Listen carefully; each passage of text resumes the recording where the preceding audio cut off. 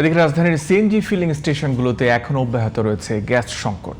ঘন্টার পর ঘন্টা দাঁড়িয়ে গ্যাস নিতে হচ্ছে চালকদের, নষ্ট হচ্ছে কর্মঘণ্টা, বিরূপ প্রভাব পড়ছে তাদের আয় রোজগারে। আব্দুল্লাহ খান মুন্নার রিপোর্ট। কেসারেন শেকড় থেকে শিখরে। দীর্ঘ এক মাস ধরে চলা গ্যাস সংকটে নাজেহাল পরিবহন খাত। ঘন্টার পর ঘন্টা লাইনে দাঁড়িয়ে থেকে পর্যাপ্ত গ্যাস না পেয়েই ফিরতে হচ্ছে চালকদের। এক তো তেল যেতেছে, আমাদের একটু সমস্যা হইতেছে, কারণ যেহেতু আমরা প্রাইভেট চাকরি করি, আমাদের তো নিজস্ব না, গরমের কষ্ট, বিভিন্ন এয়ারলাইনে কষ্ট। সিরিয়ালে গ্যাস দিতে পারি না, কোনো প্রেশার নাই। একবার গ্যাস হারার মধ্যে 3 বার 4 বার 5 বার পর্যন্ত গ্যাস 20 টাকা 30 টাকা গ্যাস দেবে। শুধুমাত্র চালকেরাই নয়, সিএনজি ফিলিং স্টেশনে সীমাহীন ভোগান্তি পোহাতে দেখা গেছে গাড়িতে অপেক্ষমান রুগীদেরও। সবার যেরকম ভোগান্তি, একটু সংকট, দাম বৃদ্ধি, ঊর্ধ্বগতি দামের, এগুলা কমাইলে ভালো হয়।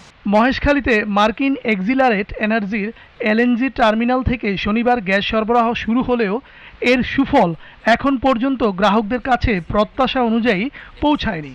ভাড়ায় চালিত গাড়ি চালকরা বলছেন, দ্রুত সমস্যার সমাধান করা না হলে চলতি মাসেই পেশা ছেড়ে দিতে হবে অনেককেই। জমা দিয়া 10 টাকা পাওয়া যায় না, অনেকদিন পাই 200-300, আজকে মনে হয় পাবো না। 1 মাস আছে, এই মাসটা দিকে যদি গ্যাসের বৃত্তায় দেশ ছাড়ে দেয়, ঢাকা শহর ছাড়ে দেবো।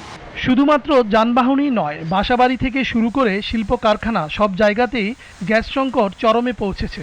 দ্রুত কার্যকর পদক্ষেপ নিয়ে গ্যাস সংকট সমাধানের দাবি সাধারণ মানুষের।